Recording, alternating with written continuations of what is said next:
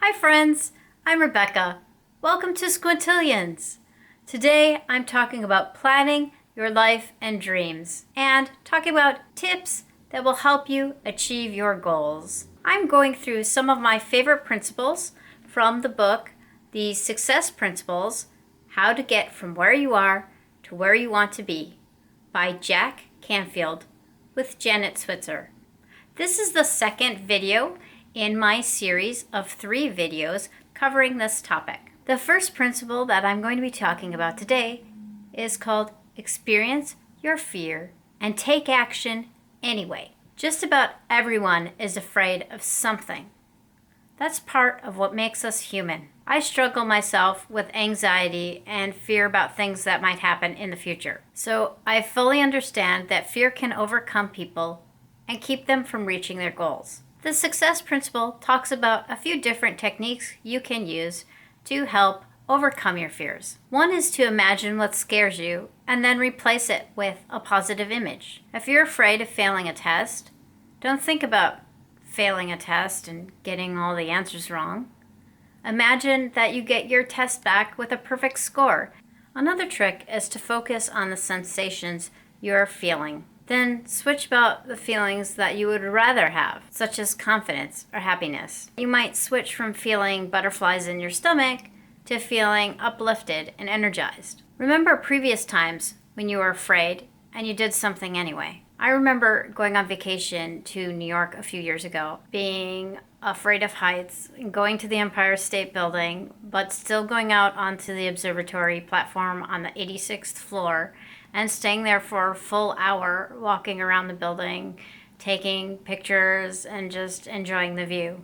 That evening, I went back at nighttime to see the city with all the lights on, even though I was still afraid, and I knew what the sensations were of being afraid, being up there. But I still did it again that same day because I wanted that experience so badly. I still have a fear of high places, but knowing that I've worked through the fear before helps me know that I can do it again. Finally, if you constantly worry about future things going wrong, the book recommends developing a mindset in which you have high intention and low attachment. This means that you do everything you can to reach your goal and release yourself from the attachment to the end result. Sometimes, despite our best efforts, things don't happen the way that we want them to. When that happens, be open to how the shift in the result might turn into a new and unexpected opportunity.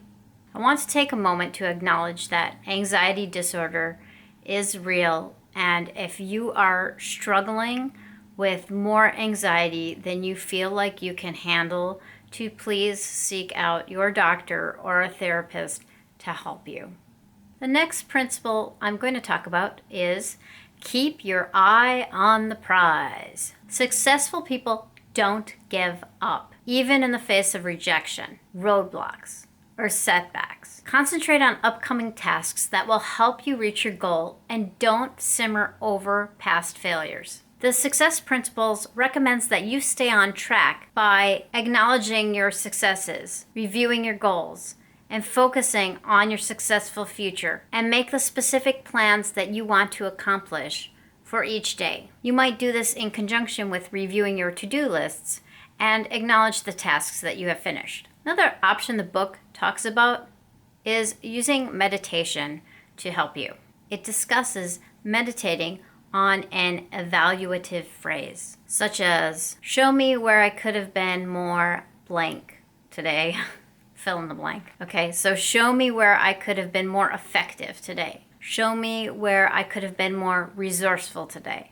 Show me where I could have been more kind today. So you fill in that blank with the pertinent quality that you're thinking about, and you allow time to create your own personal feedback in an observational, non-judgmental way. When you're in your meditative state, think about things that you've done during the day and what you could improve on. Visualize what you might have done better. Finally, think about tomorrow and the things that you need to get done. Imagine performing each task to the best of your ability and the optimal use of your time. While you're sleeping, your brain will work subconsciously on these thoughts and help you achieve them the next day. I also use this kind of time for positive affirmations, such as, whatever happens, I can and will handle it. If you are a visual learner, you might find it helpful to have something to concentrate on while you're doing your visualization activity. This allows you to focus more clearly on the results you desire. Canfield included another principle in his book on visualization. See what you want, get what you see. That principle has a lot of information packed into it, and one of the suggested ideas is using a vision board. Some people love creating vision boards, and others don't believe that they work. But I have to say, for me, I found the activity useful for helping me decide what areas I wanted to concentrate on in my life for my future. I'm going to show you my vision board that I made a couple years ago as an example. Here's the vision board I made. And in this vision board, I was concentrating on things that I wanted to spend more time on. So I have a section on travel. I had a section on running because my goal that year was to run 1,000 miles in 1 year, which I completed on December 30th of that year. And then I had a section with my family. I had a section on playing guitar because I love music and I want to play guitar more, and just also generally being healthy. Also, I want to point out this picture of the Grand Canyon because I put this on my board 2 years ago, and last year in December I went to the Grand Canyon and I took a picture that looks like it's from almost exactly this spot. That is this picture on the vision board that I just grabbed from the internet.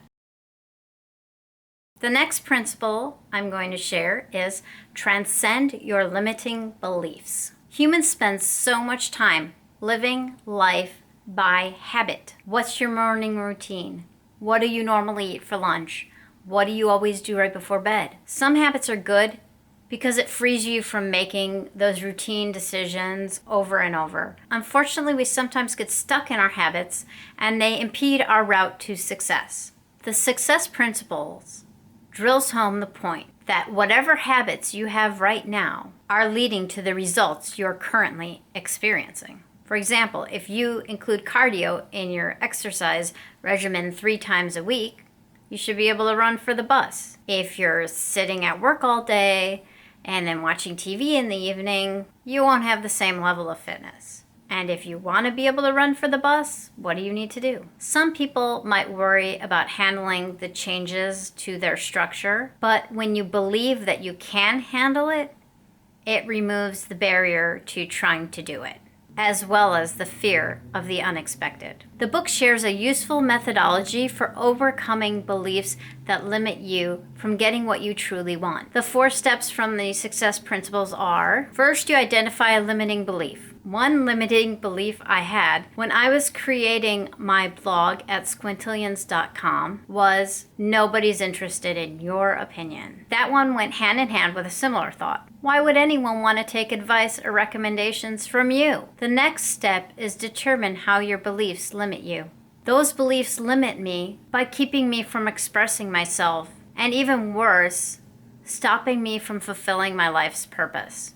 Next, decide how you would rather be, act, or feel. I want to feel confident that what I write or say is informative, helpful, and adds value to people's lives. Finally, create a turnaround statement that affirms or permits you to act in this new way. My turnaround statement is, when I share my knowledge, I am enlightening others and connecting them to valuable information that will enhance their lives, and in doing so, it allows me to fulfill my life purpose. What I'm talking about now is covered in a principle in the book called Believe in Yourself, but I feel it fits well in the Transcend Your Limiting Beliefs category. So many of us limit ourselves by the words, I can't. Start noticing how many times you say the words, I can't, when what you really mean is, I won't, I don't want to.